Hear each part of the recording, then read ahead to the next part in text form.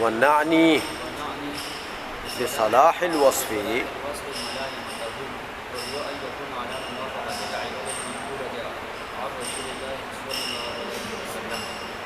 وعن السلف تزوج کرہا فأشبہت البکر بوصف ملائم لأن الصغر مؤثر في ولایت المناکح.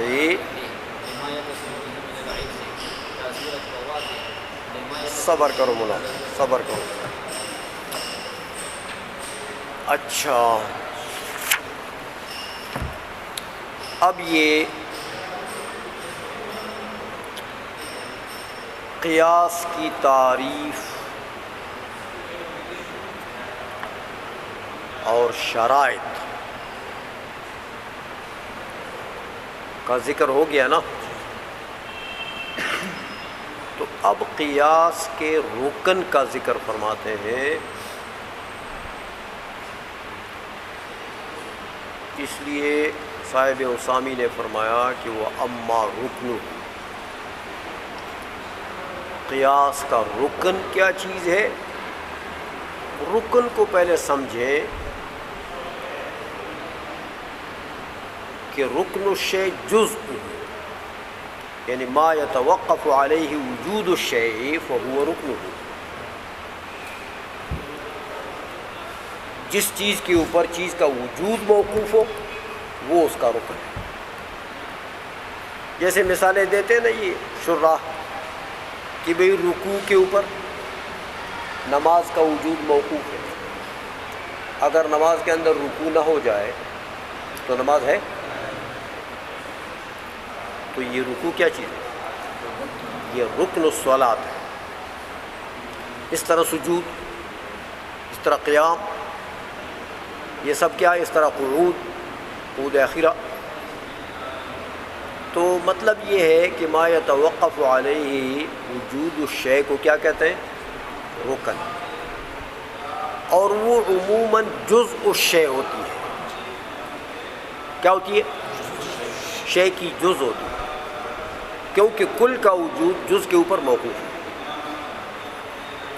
اگر جز نہیں ہے تو کل موجود نہیں ہو سکتا. تو اس لیے فرماتے ہیں صاحب حسامی کہ میاں قیاس کا رکن کیا چیز ہے. تو اصل میں تو قیاس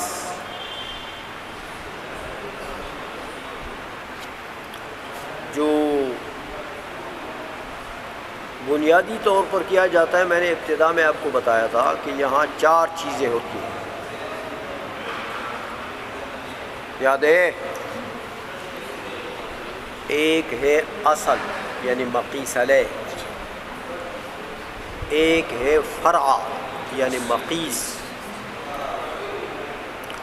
ایک ہے اصل کا حکم، اور ایک ہے اس حکم کے لیے علت. یہ 4 چیزیں ہوتی ہیں. لیکن ان چاروں میں سے صاحب حسامی فرماتے ہیں کہ رکن جو ہے وہ یہ علت ہے. کیا چیز ہے؟ علت ہے. یہ جو حکم منصوص ہے اس کے لیے جو علت تلاش کی ہے وہی علت قیاس کے لیے کیا ہے؟ رکن ہے. سمجھ میں آ گئی ہے؟ اس لیے تعریف کرتے ہیں، دیکھو فما جعل علما علی حکم النص، وہ وصف ما، وہ وصف جس وصف کو علامت بنا دیا گیا ہو نص کے حکم کے لیے، جس وصف کو علامت بنا دیا گیا ہو کس کے لیے؟ نص کے حکم کے لیے. کیسے علامت بنا دیا گیا؟ مما اشتمل علیہ النص، وہ وصف ایسا ہوگا کہ وہ نس اس کے اوپر شامل ہوگا، وہ نس اس کے اوپر شامل ہوگا۔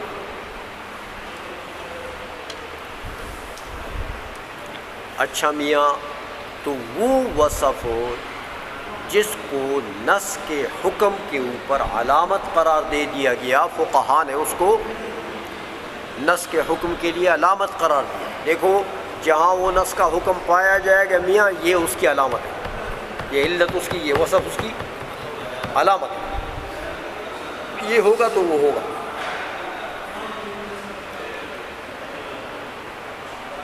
مثال کے طور پر دیکھو، اس کو سمجھیں ذرا، یہ آگے مثال دیتے ہیں۔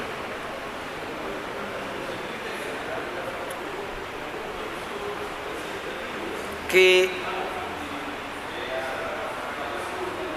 افیون ہے، افیون، افیم پی جانے کا نا، افیون،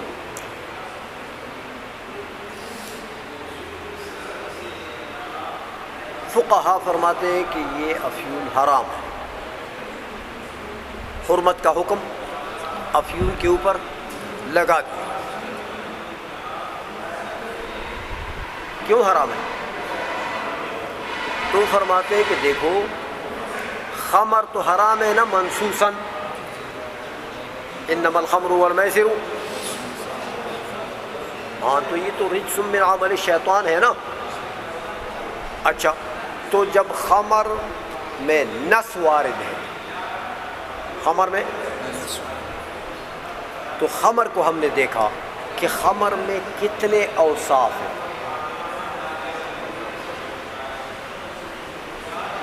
میاں خمر میں ایک ہے اسکار، ایک وصف ہے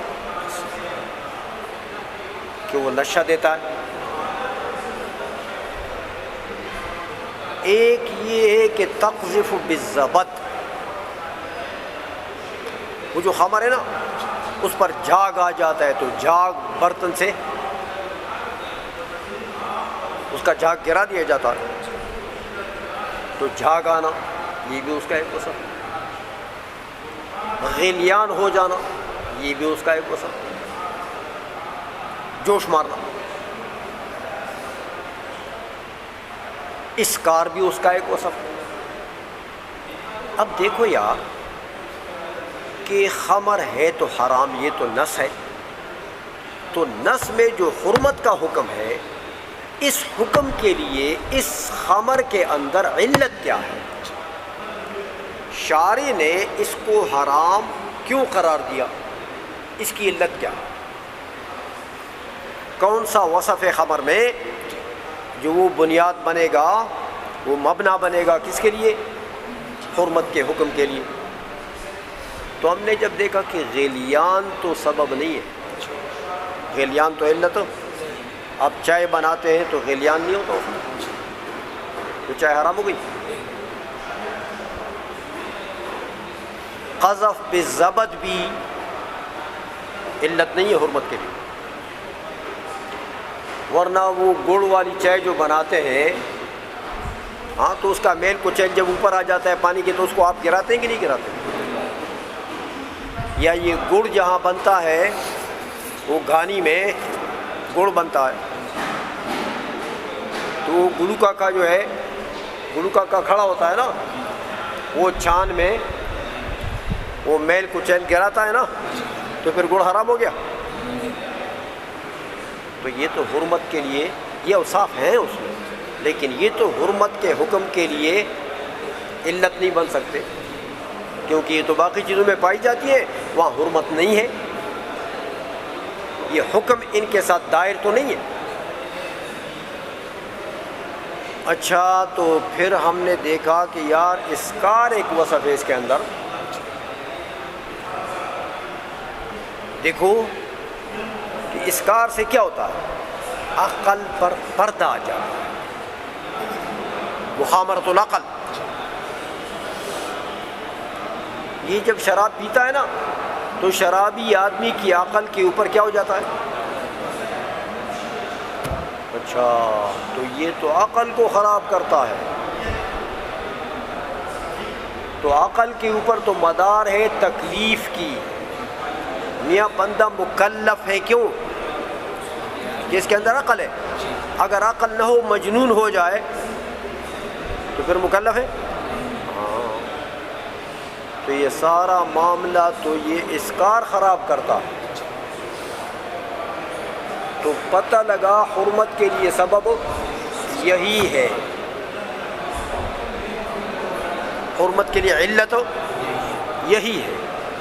ہاں تو جب علت متعین ہو گیا، مجتہد کا کام ہے یہ، ہاں یہ میرا اور آپ کا کام نہیں ہے، خیرہ غیرہ نتھو خیرہ کا کام نہیں ہے۔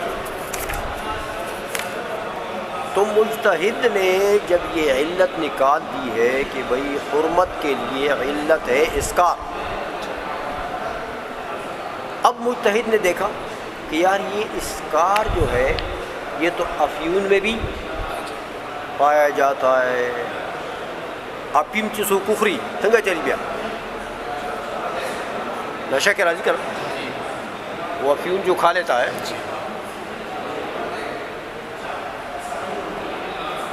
اور یہ ٹینالیان جتنے ہیں نا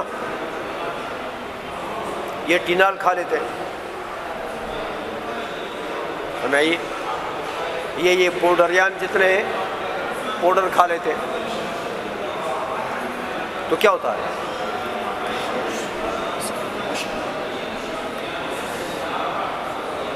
سمجھ میں آ گئی ہے؟ تو میاں پتہ لگا کہ سکر جو ہے یہ علت ہے، کس کے لیے؟ حرمت کے لیے۔ تو یہی سکر پایا گیا کدھر؟ افیون میں، یہی سکر پایا گیا کدھر؟ ٹینال میں، یہی سکر پایا گیا کس میں؟ پاؤڈر میں۔ تو لہذا جب علت پائی جائے تو حکم بھی پایا جائے، لہذا سب حرام ہو گئے۔ یہ ہے قیاس، اور اس میں یہ ایک چیز علت بنی، ایک چیز، اسی لیے صاحب اسامی فرماتے ہیں کہ وَجُعِلَ الْفَرْعُ نَظِيرًا لَهُ فِي حُكْمِهِ بِوُجُودِهِ فِيهِ، کہ وہ جو فرع ہے نا اس کو اصل کی نظیر بنا لے، کس بات میں؟ فی حکمہ، کہ وہی اصل والا حکم وہ فرع میں پایا جائے گا۔ کیوں پایا جائے گا؟ کہ یہ اس کی علت موجود ہے وہاں پر، فرع میں اس حکم کی علت موجود ہے۔ وَجُعِلَ الْفَرْعُ نَظِيرًا لَهُ، فرع کو اصل کا مثل بنا دیا، نظیر بنا دیا، کس بات میں؟ فی حکمہ، یعنی فی حکم الاصل، کہ وہ اصل والا حکم ادھر بھی ہے تو ادھر بھی، بوجودہ فیہ، سمجھ میں آ گئی ہے؟ اچھا، تو اس طریقے سے گویا کہ قیاس ہو جائے گا کہ یہ علت وہاں پائی گئی تو یہ حکم بھی پایا جائے گا، اور وہ فرع اس اصل کی نظیر بن گیا اس حکم۔ کچھ سمجھ نہیں آئی؟ کوئی گئے کہ نہ پوئے گئے مولانا؟ اچھا جی، وجود ہی کی زمین و علت اضافہ ہے، ہاں علت مونس ہے تو عید میں ذکر کیا، کوئی بات نہیں ہے۔ وجہ یہ ہے کہ علت جو ہے یہ تا تانیث کی نہیں ہے، اگر یہ تا تانیث کی ہوتی تو پھر بات آپ کی صحیح ہے۔ علت جو ہے یہ تا جو ہے یہ عالمیت کی ہے یا نقل کی ہے، سمجھ آ گئی ہے؟ اس لیے یہ تانیث کی اوپر غلطی کرتا۔ تو جب علت پائی جائے وہاں پر تو وہ حکم بھی، تو یہ فرع کیا بنا؟ اصل کے لیے نظیر، کس بات میں؟ حکم اور علت دونوں کے وجود میں، دونوں کے، سمجھ میں آ گئی بات؟ کہہ سکتے ہیں یہ جو وصف آپ نے کہا یہ اس کی طرف آئے گا۔ ہاں وہ بھی ایک جواب ہے، کیونکہ وہ علت وصف ہے نا، اس لیے میں نے کہا نا وہ تانیث کی نہیں ہے نا چیز. وصف ضمیر تو راجب مقبول کی طرف ہوتی ہے، وصف تو مواد آ رہا ہے. سمجھ نہیں آئی؟ وہ جو فما جعل علما، ما سے مراد وصف لیا تھا نا، یاد نہیں ہے؟ تو ما بے اعتبار لفظ مذکر نہیں ہے. ہاں اچھا، وہو الوصف، سمجھ میں آئیے وہ کیا چیز ہے؟ وصف. اچھا یہ تو انہوں نے گویا کہ قیاس کے رکن کی وضاحت کر دی کہ رکن کیا چیز بنی؟ وصف، اور وہی وصف کو علت بھی کہتے ہیں. لیکن کہتے ہیں میاں یہ جو وصف ہے اس میں دو چیزوں کی ضرورت ہے. وصف میں دو چیزوں کی ضرورت ہے جب وہ علت بنے گی، اور اگر وہ دو چیزیں اس میں نہ ہو تو پھر وہ وصف علت نہیں بنے گی. میاں کہتے دیکھو ایک وصف میں صلاحیت کی ضرورت ہے، صلاح. ایک وصف میں عدالت کی ضرورت ہے. سمجھ آئیے؟ اس لیے فرمایا کہ وہو الوصف الصالح المعدل، وہ وصف جس میں صلاحیت ہو اور جس میں عدالت ہو. یہ دو چیزیں اس میں ضروری ہیں. کہتے ہیں میاں وصف میں یہ دو چیزیں کیوں ضروری ہیں؟ کہتے بھائی میرے یہ جو وصف ہے نا یہ علت بن گیا ہے، اس بات حکم کے لیے یہ علت ہے. جیسے شاہد اور گواہ اس بات حکم کے لیے علت ہوتا. قاضی کے سامنے جب گواہ پیش ہوں گے تو پھر قاضی جا کے ڈگری دے گا، فیصلہ کرے گا، حکم لگائے گا. تو یہ جو وصف ہے یہ بمنزلہ شاہد ہے، بمنزلہ. تو شاہد کے لیے صلاحیت اور عدالت دونوں کی ضرورت ہے. دیکھو میاں شاہد کی صلاحیت کیا چیز ہوتی ہے؟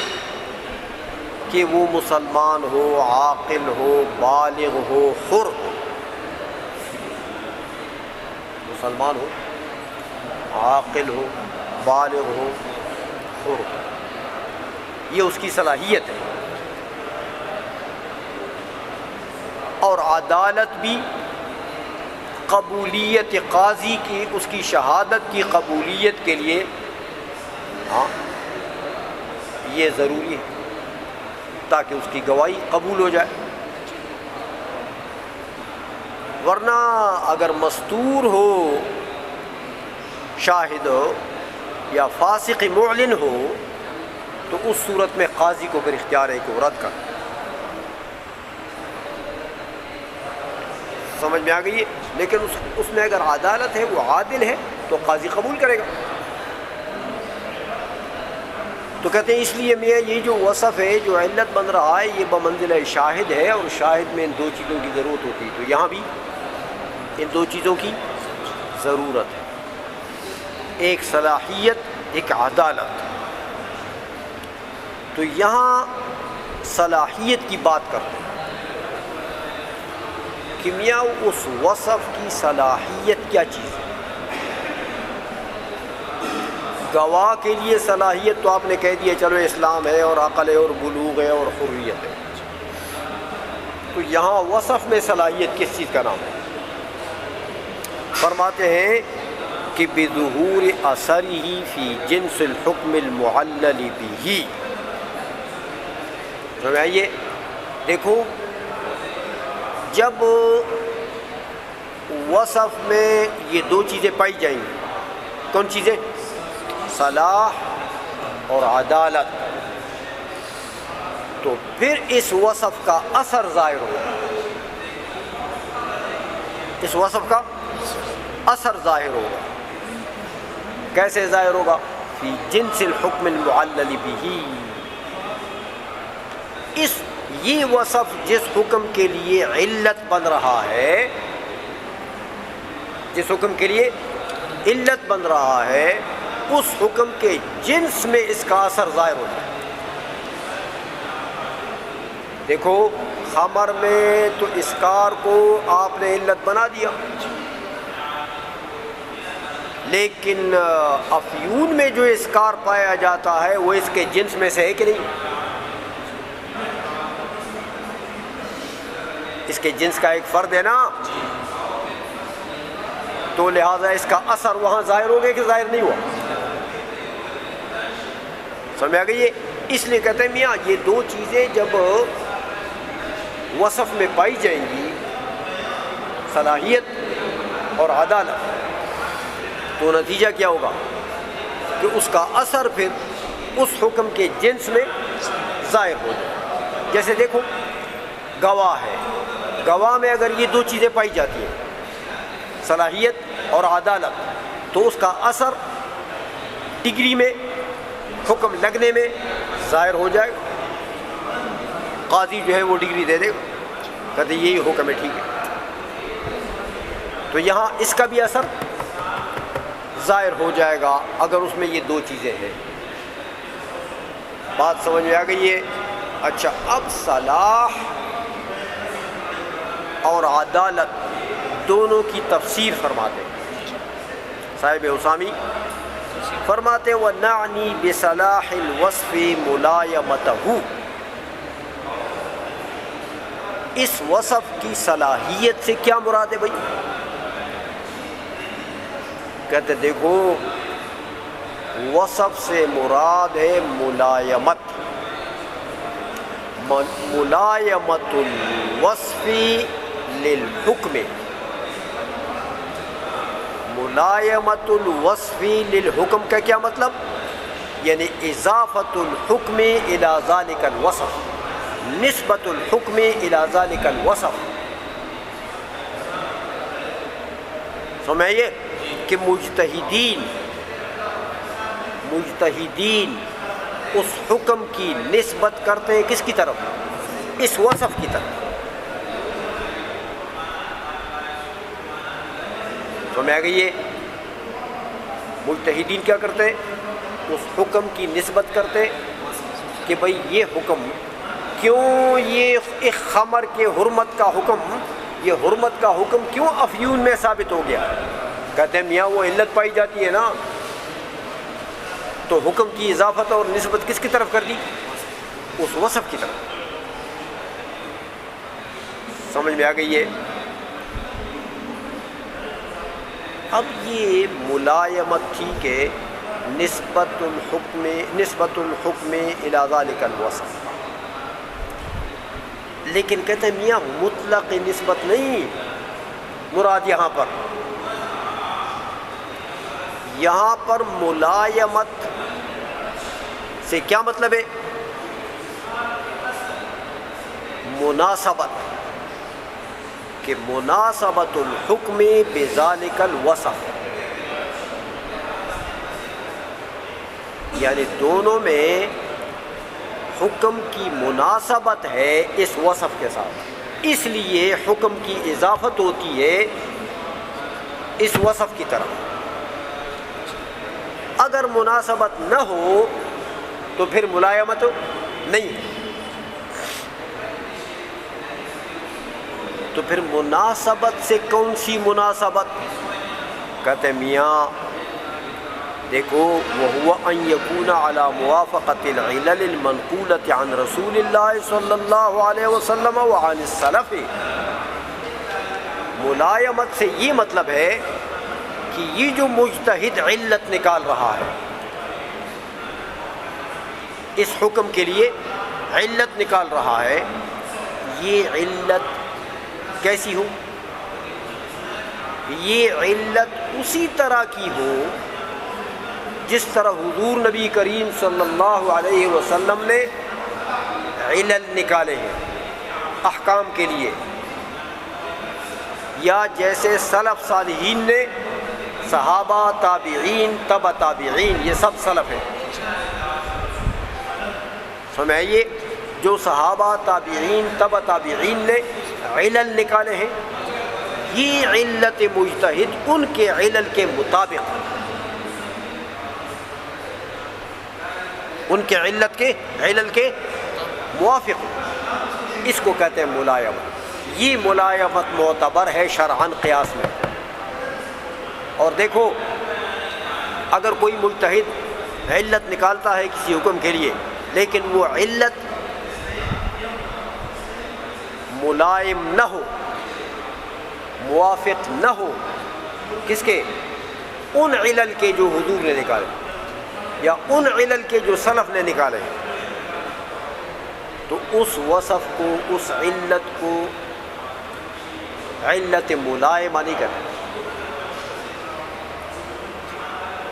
علت ملائمہ، لہذا وہ حکم کے لیے علت نہیں بن سکتی ہے. سمجھ آ رہی ہے؟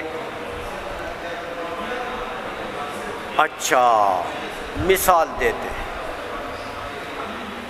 كقولنا في السيب الصغيرة إنها تزوج كرها لأنها صغيرة فأشبهت البكر. دیکھو، حضرت امام شافعی رحمۃ اللہ علیہ فرماتے ہیں، دیکھو نکاح میں ولایت، نکاح میں منکوحہ کی ولایت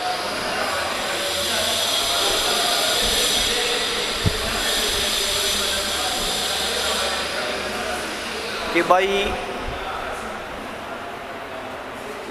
منکوحہ کے اوپر ولایت کے لیے کیا علت ہے؟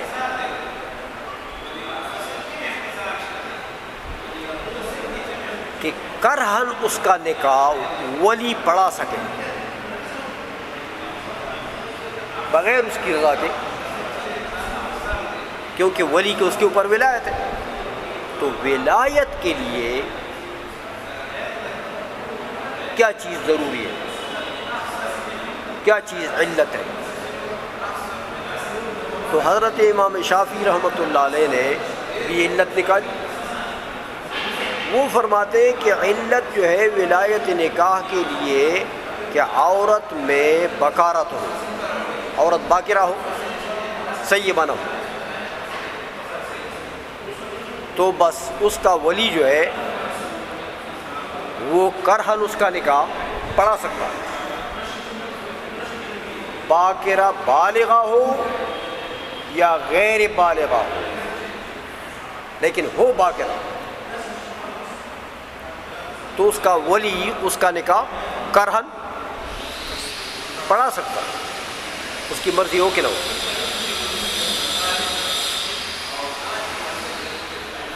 اچھا، ہمارے ائمہ فرماتے ہیں کہ نہیں،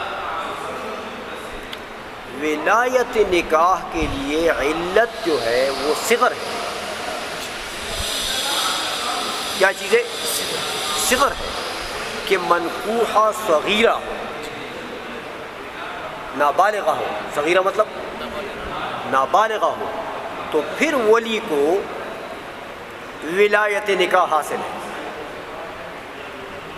اور وہ ولی جو ہے وہ کرہن اس کا نکاح پڑھا سکتا ہے. بات سمجھ میں آ گئی ہے؟ اچھا، صغر علت ہے، صغر. ہمارے ائمہ فرماتے ہیں دیکھو، جب ہمارے نزدیک صغر علت ہے، امام شافعی کے نزدیک رحمہ اللہ تعالی بکارت علت ہے، تو باکرہ صغیرہ، باکرہ پر تو اجماع ہو گیا دونوں ائمہ کا، کیونکہ دونوں کی علت پائی گئی، باکرہ بھی ہے، صغیرہ بھی. لہذا وہاں تو اجماعاً کرہن اس کا نکاح اس کا ولی پڑھا سکتا. لیکن باکرہ ہو، سیبہ ہو. باکرہ ہو اور بالغہ ہو تو پھر ان کے نزدیک علت پائی گئی، لہذا کرہن پڑھا سکتے ہیں، ہمارے نزدیک کیونکہ ہمارے نزدیک علت صغر ہے تو بالغہ ہے، سمجھ آئیے. اور سیبہ ہو صغیرہ تو ہمارے نزدیک علت پائی گئی، کرہن اس کا نکاح ولی پڑھا سکتا ہے، ان کے نزدیک نہیں پڑھا سکتا کہ بکارت نہیں ہے. سمجھ میں آ گئی ہے. تو یہ صغر جو ہے یہ ہمارے نزدیک ولایت نکاح کے لیے، ولی کی ولایت نکاح کے لیے علت ہے. اب اس علت کو ہم دیکھتے ہیں کہ میاں یہ علت بالکل جیسے حضور نبی کریم صلی اللہ علیہ وسلم نے احکام میں علل نکالے ہیں، یہ علت ان کے ملائم، ان کے مطابق ہے. یہ علت صغر جو ہے یہ حضور کے علل کے مطابق ملائم ہے. لہذا جب ان کے علل کے ملائم ہے، مطابق ہے، موافق ہے تو صلاحیت پائی گئی ہے. تو علت میں جو صلاحیت شرط تھی، صلاحیت کس کو کہتے ہیں کہ حضور کے علل کے مطابق، سلف کے علل کے مطابق ہو. اسی لیے کہتے ہیں میاں دیکھو کقولنا فی السیب الصغیرۃ، سیبہ ہو صغیرہ تو ہمارے نزدیک علت پائی گئی کہ نہیں پائی گئی ولایت نکاح کے لیے؟ صغر ہے نا. ہاں تو ہمارا قول اس میں کیا ہے کہ انہا تزوج کرہن، ہاں کہ اس کی تزویج، اس کا نکاح کرہن پڑھایا جائے گا، ولی پڑھائے گا. لأنہا صغیرۃ تو یہ کیا ہے؟ صغیرہ ہے. تو جب صغر پایا گیا تو علت تو پائی گئی. فأشبہت البکرا تو یہ مشابہ ہو گئی ہے کس کے؟ باکرہ کے. جیسے ان کے نزدیک بکارت علت ہے تو کرہن اس کا نکاح ہو سکتا ہے کہ نہیں ہو سکتا؟ تو ہمارے نزدیک صغر علت ہے تو کرہن اس کا نکاح ہو سکتا ہے. آئی سمجھ میں؟ وہذا تعلیل بوصف ملائم، یہ جو تعلیل ہے صغر جو ہم نے نکالا، اس تعلیل میں کیا ہے؟ یہ وہ وصف ہے جو ملائم ہے. کیا مطلب؟ حضور کے علل کے مطابق ہے. لأن الصغر مؤثر فی ولایت المناکح، کیونکہ صغر کو تاثیر ہے نکاح کی ولایت میں، نکاح کی ولایت میں. لما یتصل بہ من العجز، کیوں کہ جو صغیر ہوتا ہے وہ عاجز ہوتا ہے. صغیر ہوتا ہے، ہاں وہ عاجز ہوتا ہے اپنے منافع اور مضار کے پہچاننے میں، اور وہ عاجز ہوتا ہے اپنے مضرات سے اجتناب کے لیے. صغیر اپنے مضرات سے، اپنے ضرروں سے جان بچا سکتا ہے؟ اس کا ولی اس کو بچائے. سمجھ آ گئی ہے؟ تو دیکھو جب صغیر عاجز ہے، وہ اپنے مضرات سے اپنے آپ کو نہیں بچا سکتا، تو صغیر کو ضرورت پڑ گئی ہے نا کس کی؟ ولی کی، کہ کوئی تو اس کو ضرر سے بچائے.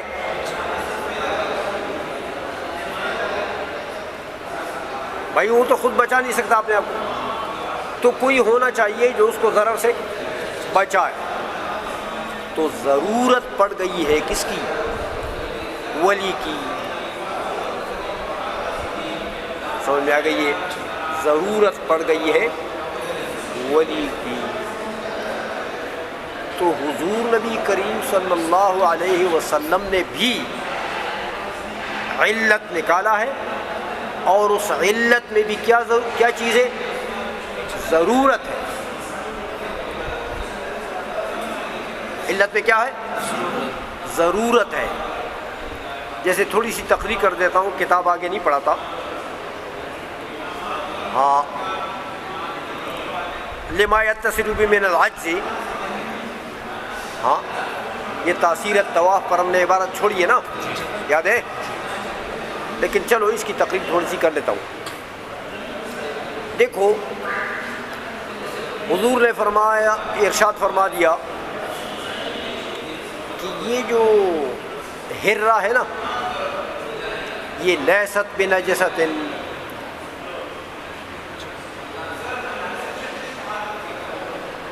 یہ اس کا جوتا پلید نہیں ہے. کیوں؟ علت بیان فرما دی کہ لأنہا من الطوافین والطوافات علیکم. کیوں؟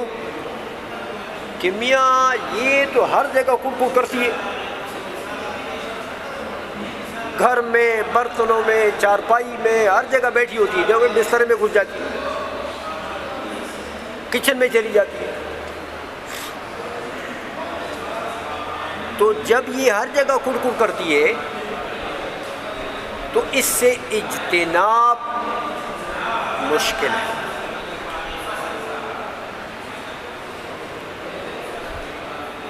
اس کے ضرر سے بچنا، اس کے جھوٹے سے بچنا مشکل ہے. وہ تو کڑکڑ کرتی ہے ہر جگہ، ہر برتن میں منہ مارتی ہے، ہر جگہ جاتی ہے. تو ضرورت پڑ گئی ہے.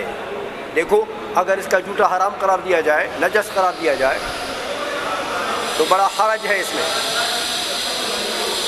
بڑا. ہاں، روزانہ آپ لوگ ہانڈی کو نالے کے سپورٹ کریں گے، وہ ہانڈی میں منہ ڈالتی ہے تو ساری ہانڈی اٹھاؤ اور گٹر میں ڈالو. تو یہ کوئی آسان کام تو نہیں ہے، یہ تو بڑا حرج ہے اس میں. سمجھ میں آ گئی ہے؟ تو ضرورت پڑ گئی ہے. کس کی ضرورت پڑ گئی؟ کہ بھائی اس کے جوتے کو طاہر قرار دے دیا جائے. تو دیکھو جب ضرورت پڑ گئی، ہاں، اور علت حضور نے کیا چیز قرار دی کہ انہا من الطوافین والطوافات علیکم، یہ علت ہے. اس علت کو حضور نے اس حکم کے لیے کہ اس کا جوتا پاک ہے علت قرار دے دی، کیونکہ اس سے اجتناب ناممکن ہے. تو ضرورت پڑ گئی اس طوافین اور طوافات کی وجہ سے کہ نہیں؟ ہاں. تو یہاں بھی حکم بنا ہے کس کے اوپر؟ ضرورت پر. اور یہ صغر میں بھی حکم بنا ہے کس پر؟ ضرورت پر. کہ صغیرہ کو بھی ضرورت ہے بھائی کہ اس کو کوئی ضرر سے بچانے والا تو کوئی ہو. تو دیکھو جو حضور نے علت جس چیز کو قرار دیا، یہ صغر والی جو علت ہمارے ائمہ نے نکالی، یہ حضور کے علت کے ملائم اور موافق ہے کہ نہیں ہے؟